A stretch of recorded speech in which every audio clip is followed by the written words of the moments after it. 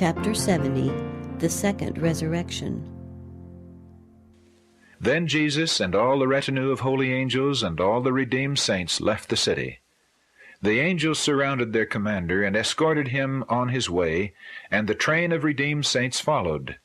Then in terrible, fearful majesty, Jesus called forth the wicked dead, and they came up with the same feeble, sickly bodies that went into the grave. What a spectacle! What a scene! At the first resurrection, all came forth in immortal bloom. But at the second, the marks of the curse are visible on all. The kings and noblemen of the earth, the mean and low, the learned and unlearned, come forth together.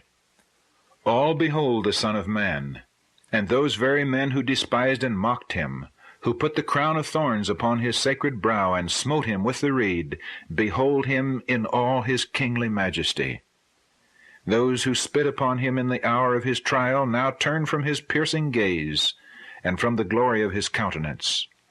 Those who drove the nails through his hands and feet now look upon the marks of his crucifixion. Those who thrust the spear into his side behold the marks of their cruelty on his body. And they know that he is the very one whom they crucified and derided in his expiring agony. And then there arises one long, protracted wail of agony, as they flee to hide from the presence of the King of Kings and Lord of Lords. All are seeking to hide in the rocks, to shield themselves from the terrible glory of him whom they once despised. And, overwhelmed and pained with his majesty and exceeding glory, they with one accord raise their voices and with terrible distinctness exclaim, "Blessed is he that cometh in the name of the Lord." Then Jesus and the holy angels, accompanied by all the saints, again go to the city, and the bitter lamentations and wailings of the doomed wicked fill the air. Then I saw that Satan again commenced his work. He passed around among his subjects, and made the weak and feeble strong, and told them that he and his angels were powerful. He pointed to the countless millions who had been raised. There were mighty warriors and kings who were well skilled in battle, and who had conquered kingdoms. And there were mighty giants and valiant men who had never lost a battle. There was the proud, ambitious Napoleon, whose approach had caused kingdoms to tremble. There stood men of lofty stature and dignified bearing, who had fallen in battle while thirsting to conquer. As they come forth from their graves, they resume the current of their thoughts where it ceased in death. They possess the same desire to conquer which ruled when they fell. Satan consults with his angels, and then with those kings and conquerors and mighty men.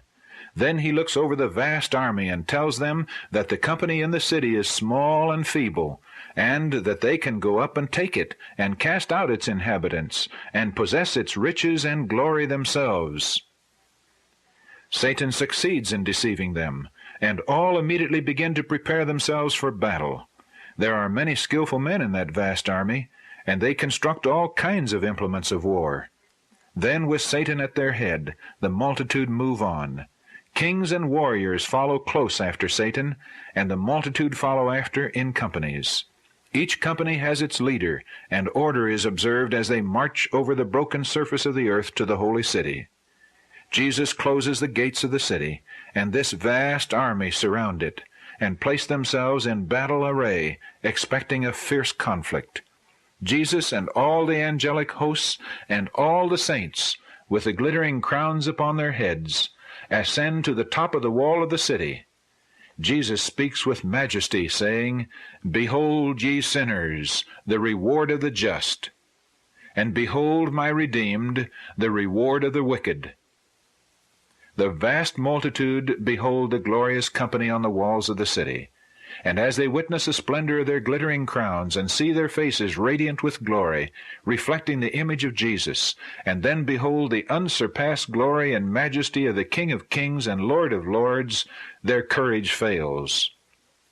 A sense of the treasure and glory which they have lost rushes upon them, and they realize that the wages of sin is death.